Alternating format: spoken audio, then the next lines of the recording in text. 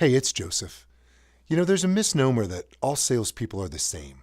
And I wanted to talk to you today about the three distinct types of salespeople and the importance of not trying to manage or incentivize them the same way, as it can have major impact on your revenue, productivity, and turnover. I meet with a lot of presidents who are frustrated with the lack of results they're getting from their sales organization. One said to me this week, "Joseph, we've invested millions of dollars in salespeople and sales leadership. We're getting a lot of meetings, but we're not converting enough of them into actual closes or revenue." Another leader told me, "We do great once we get to the actual presentation, but we really struggle with generating new prospect meetings." Another one said, "Our biggest struggle is that we have a handful of large client relationships that comprise about 80% of our revenue, and those accounts right now are flat. If we could just grow those accounts by 8 or 10%, we'd be hitting record numbers." Other organizations only use their salespeople to open doors for their senior service delivery folks to come in, implement the solution, and then manage the relationship moving forward. If you're having challenges with any of these models, you're not alone.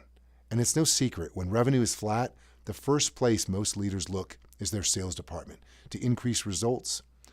But more often than not, when I assess a sales organization, I discover most companies don't utilize their frontline salespeople correctly. And let me explain what I mean.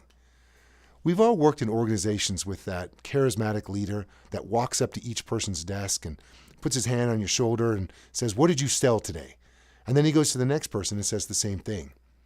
In managing salespeople for over 20 years, I classify them into three distinct buckets: hunters, closers, and relationship leaders. And I found each one responds to different motivation, different coaching, and different incentives. And attempting to manage them all the same way is a recipe for failure. And even more so, if you have a lot of one type but none of the others, it'll be almost impossible for you to grow.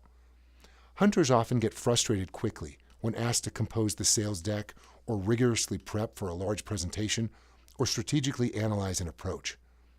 Closers often feel demoralized and frustrated and underappreciated when told to prospect or cold call.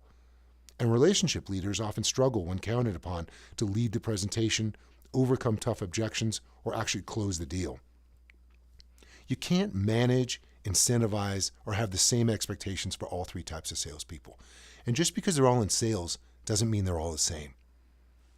I'd be happy to take a look at your organization and help you ensure you have the right mix of salespeople and help you put together an effective plan to coach, measure, and compensate your sales team effectively so you can grow your organization.